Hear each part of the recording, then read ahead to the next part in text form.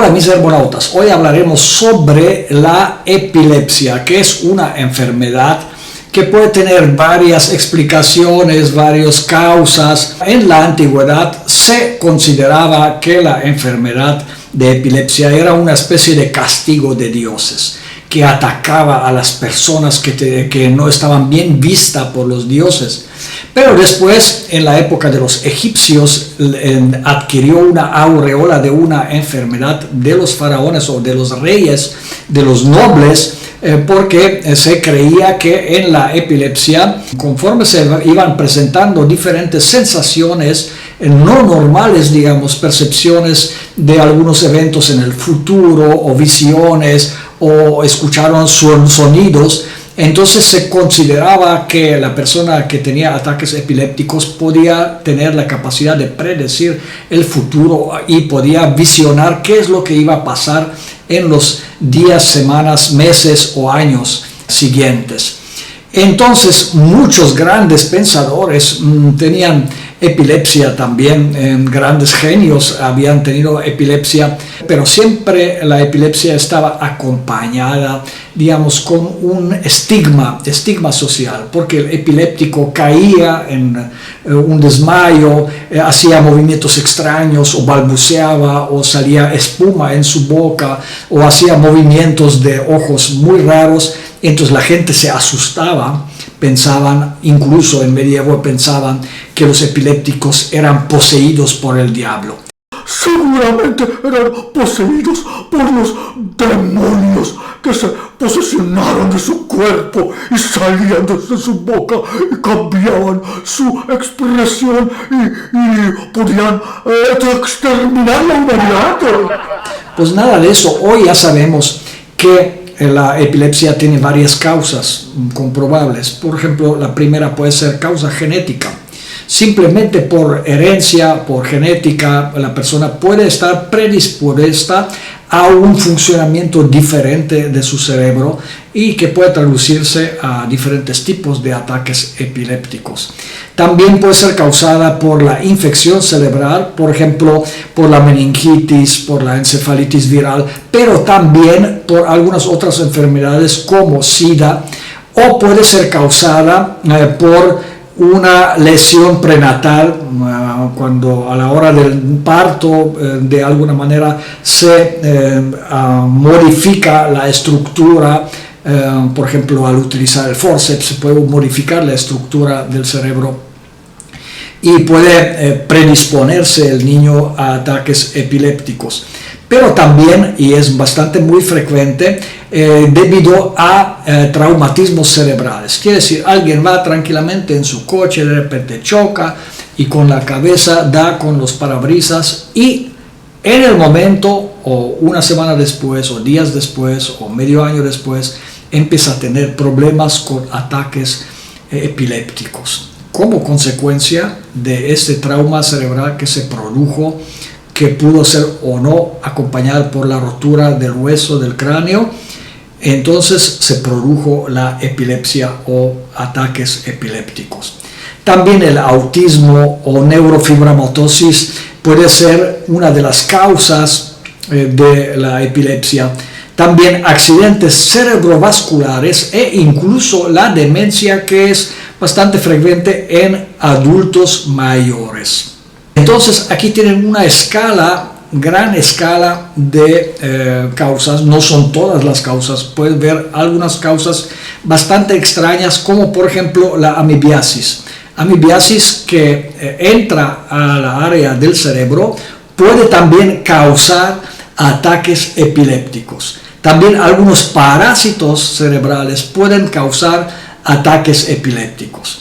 Y entonces aquí tienen un panorama general. Se pueden dar cuenta que no existe una sola epilepsia, sino que hay muchos tipos y variantes de epilepsias dependiendo de la causa. Pero también puede haber tipos de epilepsia dependiendo de la actividad que acompaña el ataque epiléptico. Hay epilepsia donde el enfermo se queda tieso y cae al suelo sin moverse. Puede presentar espuma o no, puede presentar también movimientos rítmicos, También hay ataques epilépticos que se acompañan con movimientos rítmicos de las manos. Por ejemplo, el enfermo puede hacer movimientos extraños con las manos, con las piernas o incluso con los ojos o con el cuerpo. Puede haber ataques como petit mal, que es el pequeño mal o el pequeño ataque que puede durar de 1, 3, 5 segundos máximo.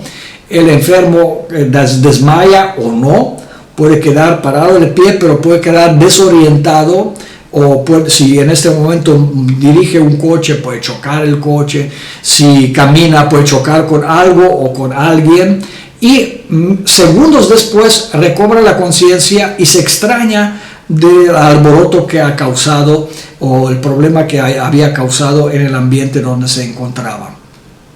También los ataques grand mal, que son los ataques típicos para epilepsia, donde el enfermo cae y hace en el suelo, luego hace movimientos extraños, produce espuma, produce sonidos escalofriantes. Y generalmente de este tipo de ataques la gente se asusta muchísimo porque lo relaciona con posesiones de diablo, nada que ver. Simplemente son personas que sufren esta enfermedad y bueno, que deben de recibir una atención médica o también herbolaria, de la cual vamos a hablar hoy.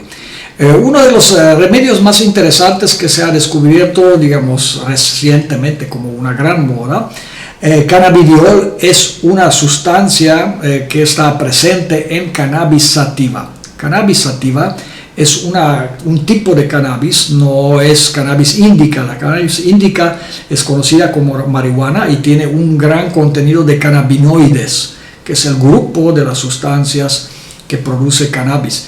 Pero en cannabis sativa, presencia de los cannabinoides que son, digamos, enervantes, es menor y se presenta una gran cantidad de cannabidiol, y esto hace de la planta Cannabis sativa un excelente prospecto para elaboración de remedios naturales que no tienen nada que ver con ninguna adicción, que pueden utilizarse incluso en niños, en adultos, en jóvenes adolescentes y en adultos mayores también.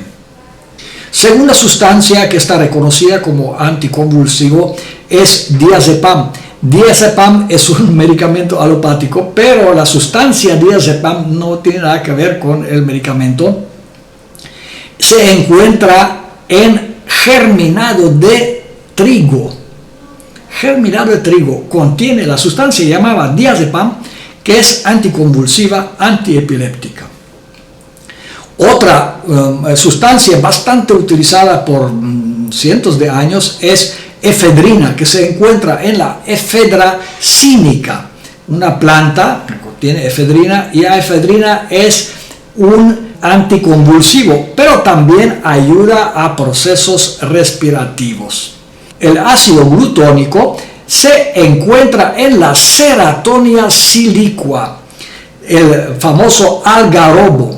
Algarrobo es un árbol mediterráneo, grande, muy frondoso, que normalmente los campesinos sembraban en los alrededores de los olivares. ¿Por qué lo sembraban? Bueno, porque el olivar no da, el árbol de olivo no da muy buena sombra, digamos, y cuando hace mucho solazo en el Mediterráneo, y entonces los campesinos debían esconderse bajo algún árbol frondoso, y este árbol frondoso fue precisamente la Ceratonia silicua.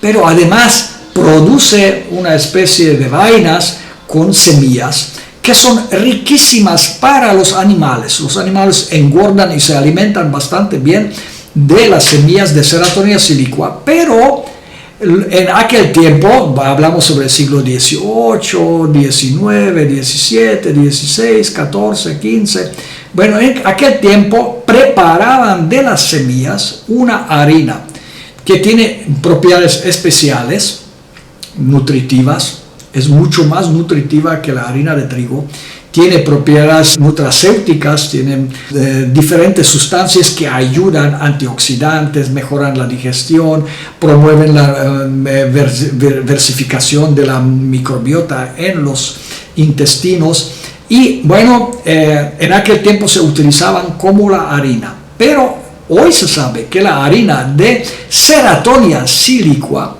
de las semillas del algarrobo, tienen una fuerte actividad anticonvulsiva, antiepiléptica. Otra sustancia que se utiliza contra la epilepsia se llama niacina. Está presente en Humulus lupulus, que es conocido generalmente como lúpulo. Lúpulo, sí, el mismo lúpulo que se utiliza para darle el sabor amargo a la cerveza, y que en nuestro canal recomendamos a las mujeres en menopausia para que tomen el lúpulo y para que mejoren su contenido hormonal en el cuerpo y eliminan los bochornos y los dolores y los sudores y las exageraciones emocionales, las depresiones. Todo esto se puede eliminar simplemente preparando un té de lúpulo. Pero muy pocos saben que el lúpulo también contiene la niacina, que es una sustancia antiepiléptica. También se puede encontrar en los frutos de pasiflora. Ahora, piridoxina es otra de las sustancias importantes. Esta la encontramos en los frutos del aguacate. Sí, el aguacate que sale caro, sí, sale caro, pero es muy bueno para bajar colesterol y bajar triglicéridos, pero también para disminuir la frecuencia y la intensidad de los ataques epilépticos. Y la última sustancia que vamos a mencionar en esta primera parte del video se llama solanina. La solanina la podemos encontrar fácilmente en cualquier hoja de cualquier chile. Ahí lo tienen, mis armonautas. Tienen una serie de sustancias que pueden encontrar a su alrededor con mucha facilidad. Por ejemplo, el lúpulo, bueno, lo van a poder comprar en internet porque el lúpulo no es una planta frecuente en el continente americano. La ceratonia probablemente la pueden encontrar en México y en algunos países latinoamericanos porque ha sido importada y se estableció con mucha facilidad en el continente americano. Germinado de trigo lo pueden preparar en su casa, simplemente dan semilla de trigo, la ponen en un trapo húmedo y lo dejan durante unos días en humedad y hasta que empiece a germinar. Una vez que germinó, preparan las semillitas con todo y las hojitas en licuadora, lo ponen en el sedazo y elaboran una especie de licuado de germinario de trigo. Y este contiene diazepam, que es la sustancia anticonvulsiva o antiepiléptica. También existen otros remedios de plantas y hoy voy a mencionar un remedio interesante que se llama rutina. La rutina la encontramos en diferentes plantas, por ejemplo en Sophora japonica, también lo encontramos en Sambucus nigra, en las flores de Sauco, pero también en la ruta graveolens o la ruda, conocida como ruda, pero también en cebolla, en la simple cebolla. Hay gente que dice, ay, a mí no me gusta comer cebolla. Bueno, la cebolla contiene rutina y también el ajo contiene rutina y sobre todo el Allium amyloprasum, que es un tipo de ajo que tiene más alto contenido de rutina. Y también en algunas plantas como lengua de la vaca, Rumex acetosa. Muy bien, ¿para qué sirve la rutina? La rutina no solamente disminuye la cantidad e intensidad de los ataques epilépticos, sino también resuelve un problema que es un gran dilema para los enfermos de epilepsia. Y los que han sufrido de epilepsia me pueden dar la razón.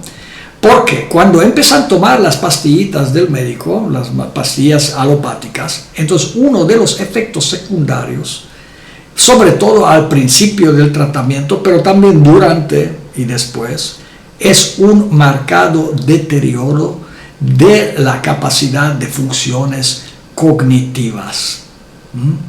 Entonces los epilépticos se encuentran en un dilema.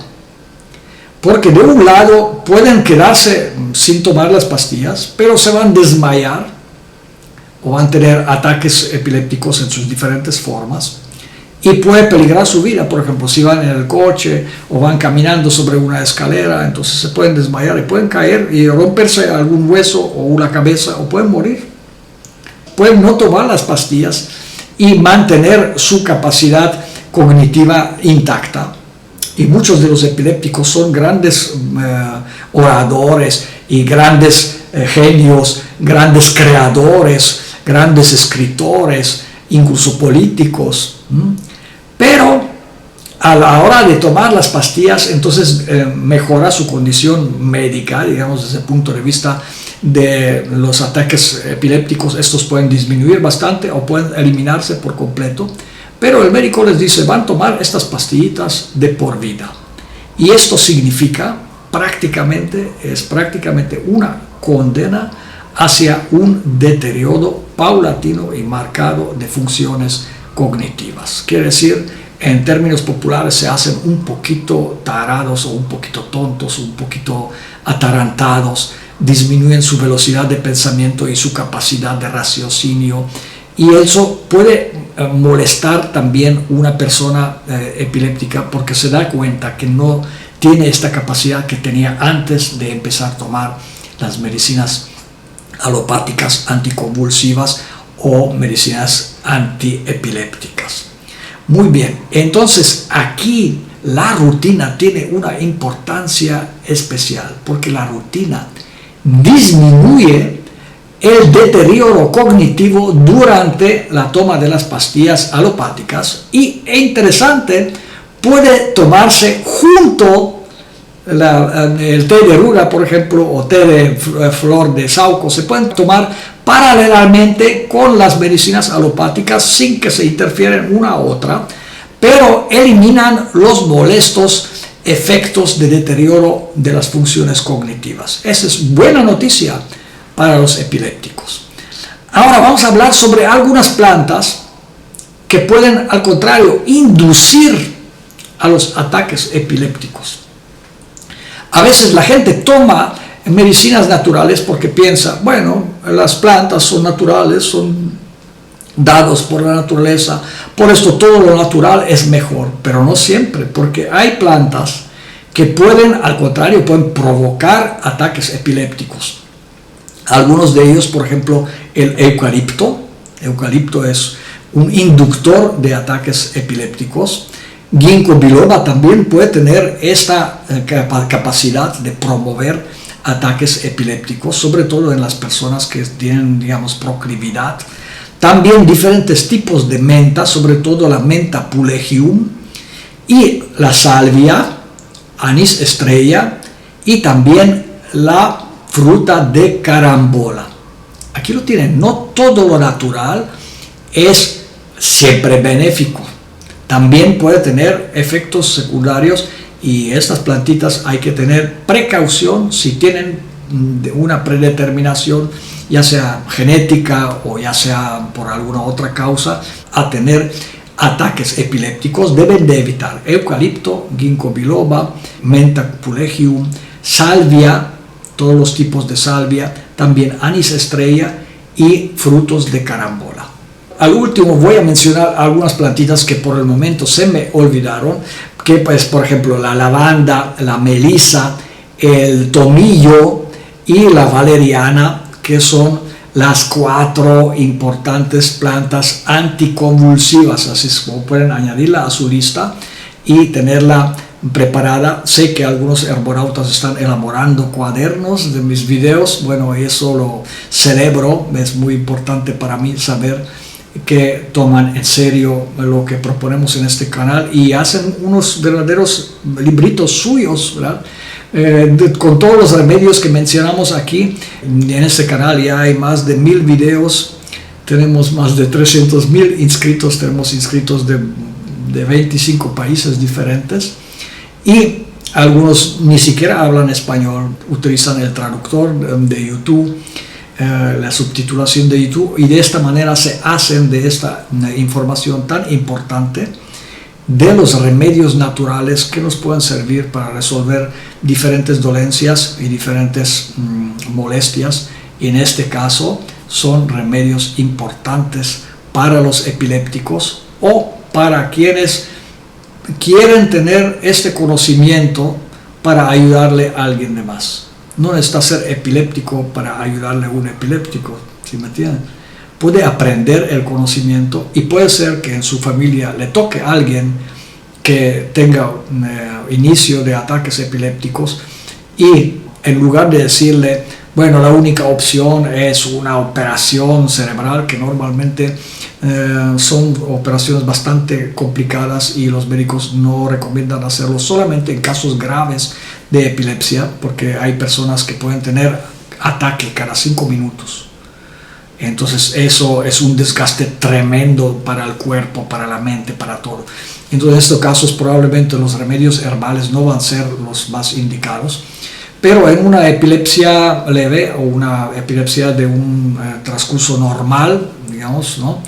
Pues puede ser recomendado o combinar los remedios naturales con las pastillas alopáticas, y a veces son estigmatizados por la sociedad, excluidos de las escuelas, motivos de burla, tienen dificultades para casarse, porque al casarse tienen que decirle a su pareja que se van a desmayar y que le tienen que cuidar, y entonces tienen que arreglar toda su vida alrededor de su dolencia, de su enfermedad, arreglar sus departamentos o casas de tal manera para que no se lastimen, no utilizan coche manejándolos ellos mismos o motocicleta, no pueden hacer cierto tipo de actividades como deportes extremos. Y hay gente que tiene muchísimo interés en hacer deportes extremos, pero no lo puede hacer porque tiene epilepsia. No pueden dirigir aviones, en el avión pueden sufrir ataque epiléptico. Y entonces en un avión, imagínense, es un show, alguien se desmaya y empieza a dar convulsiones y la sale espuma por la boca, entonces la gente se asusta. Este mismo susto que asustaba a los egipcios y a los medievales y que le daban diferentes estigmas, ¿no? Sigue siendo impresionante para cualquiera, digamos, que no sea médico, que no tiene una preparación médica, porque son movimientos muy extraños, muy inexplicables, y en este caso hay que proteger a la persona, ponerle un pañuelo en la boca para que no muerde su propia lengua, para que no se lastime, y inmovilizarlo de tal manera para que no se golpee o que no dañe su cuerpo físico. Eso es lo más importante hasta que pase el episodio del epiléptico. Y sobre todo, hoy ya saben cuáles son los remedios. Muy bien. Nos vemos por hoy. Les mando un abrazo grande. Que tengan un bonito fin de semana. Que estén muy bien. Y estamos pendientes para nuestros próximos videos. Chao.